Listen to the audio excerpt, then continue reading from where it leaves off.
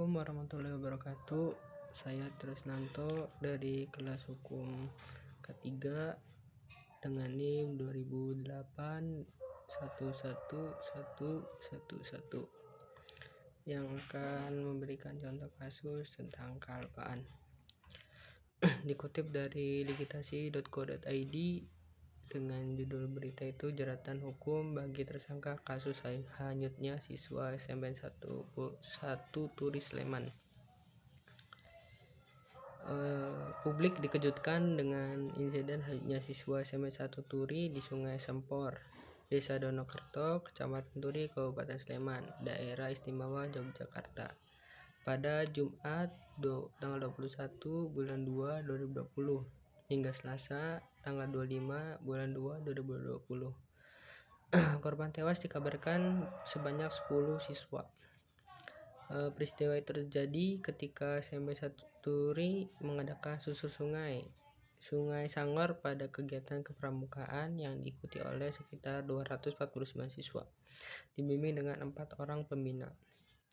Kepala Kuarti Cabang atau bisa disebut dengan Kuarcap Kepramukaan Gunung Kidul menyatakan untuk cooling down lebih dulu dan menghindari kegiatan-kegiatan yang berisiko tinggi.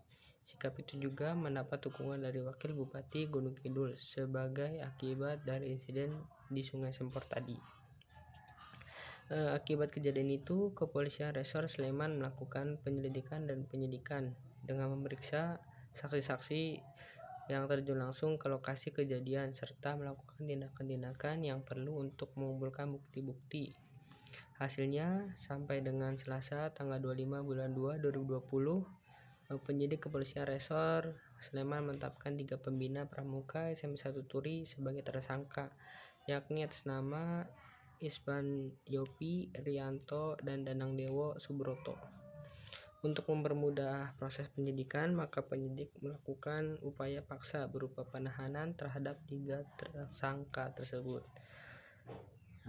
Sedangkan pasal yang dipersangkakan kepada tersangka adalah dugaan melanggar pasal 359 dan 360 Kitab Undang-Undang Hukum Pidana. Pasal 39 yang berisi barang siapa karena kesalahan atau kealpaannya menyebabkan orang lain mati diancam dengan pidana penjara paling lama 5 tahun atau pidana kurungan paling lama 1 tahun. Pasal 30 poin yang pertama, barang siapa karena kealpaannya menyebabkan orang lain mendapat luka-luka berat dan diancam dengan pidana paling lama 5 tahun atau pidana kurungan paling lama 1 tahun.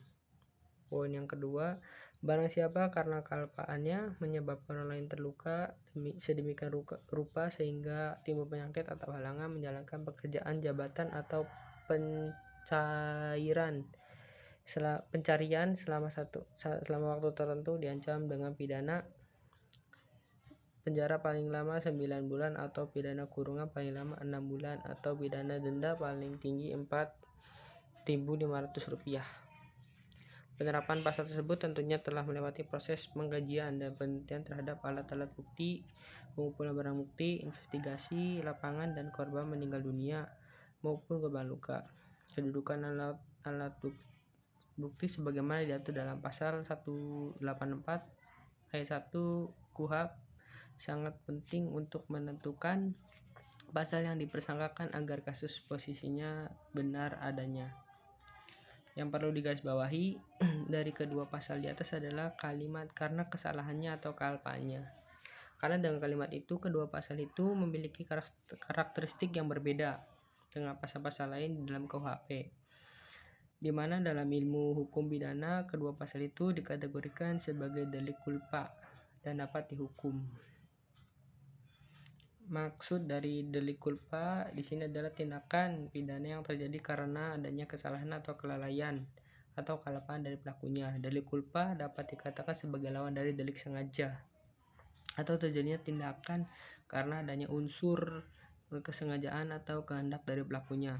Sebagai pembeda, pasal yang dikategorikan sebagai delik sengaja dan disyaratkan adanya unsur kesengajaan sehingga terjadi tindak pidana. Sebagai contoh, pasal 340 KUHP tentang pembunuhan berencana yang isinya tegas menyebutkan unsur kesengajaan, yakni barang siapa dengan sengaja dan dengan rencana terlebih dahulu merampas nyawa orang lain diancam karena pembunuhan dengan rencana dengan pidana mati atau pidana penjara seumur hidup atau selama waktu tertentu paling lama 20 tahun.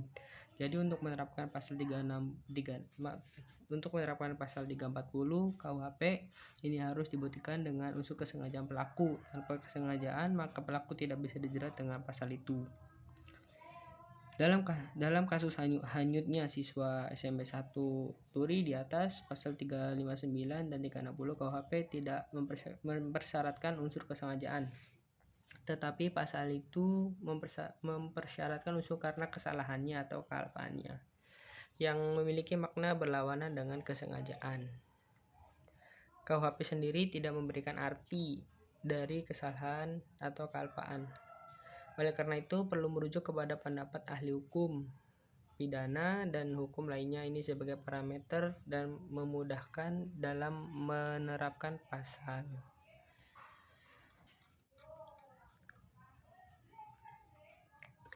Dari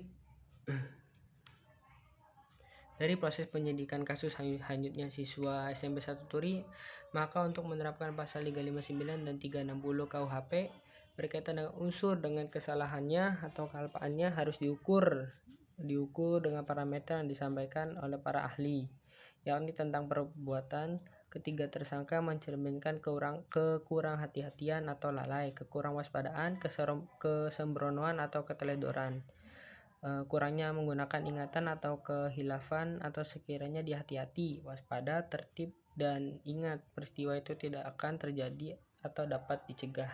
Publik juga harus tahu bahwa ini kelalaian bukan kesengajaan. Jadi insiden hanyutnya siswa bukan dimasukkan oleh para tersangka melainkan ketidaksengajaan atau karena adanya kelalaian pelaku.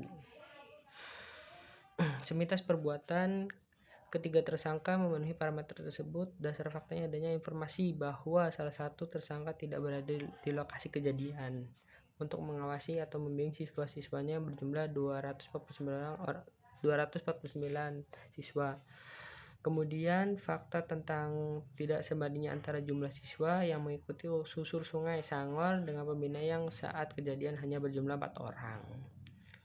Tentu ini tidak sebanding karena kondisi cuaca yang mendung atau gerimis pada saat berlangsungnya kegiatan itu dan lain-lain yang tentunya sudah lebih lengkap dikaji oleh penyidik. Untuk itu sekian kasus kealpaan yang dapat saya paparkan, kurang dan lebihnya mohon maaf. Wassalamualaikum warahmatullahi wabarakatuh.